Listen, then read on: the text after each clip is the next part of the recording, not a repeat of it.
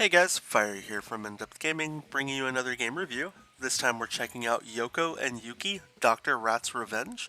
This game was developed by Hoodoo Bear, published by Chili Dog Interactive, and releases on April 8th, 2021 for a price of $4.99. So what is Yoko and Yuri's Dr. Cat's Revenge? It's pretty much just a puzzle solving board manipulation game. The way the game works is in the first kind of 10 to 20 levels that you're going to play as this kind of cat like furball traveling around levels and trying to get to the end of the objective.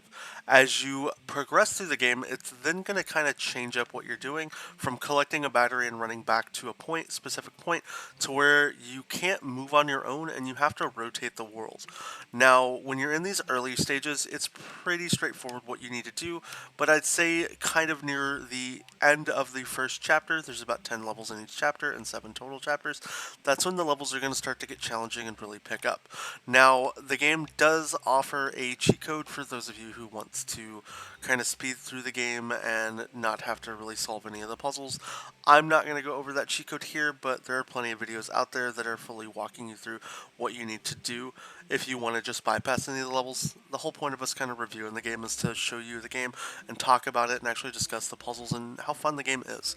Now, the puzzles are actually really challenging as you get into later levels, so if you are a puzzle game fan, this is definitely worth the $5 to pick up and check out. As well, if you get stuck and you want to get those achievements completed, you can always use the cheat guide to knock out the full 1000.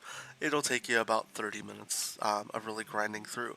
Now, the game, I will note for people who are very OCD about things like odd number achievements, etc., the game does feature odd achievements, but it's nothing that like 5 minutes of sitting and idling can't unlock all of them for.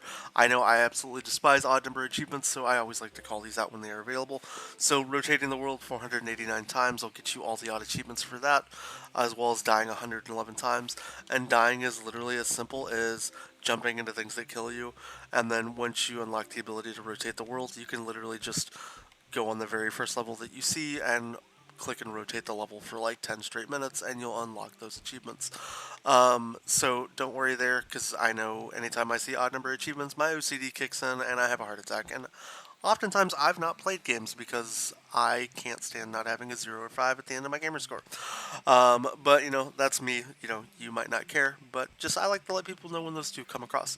Now, overall, the controls are extremely simplistic. You pretty much use your analog stick, A to jump, and then later as the game progresses, you'll use bumpers to rotate things around.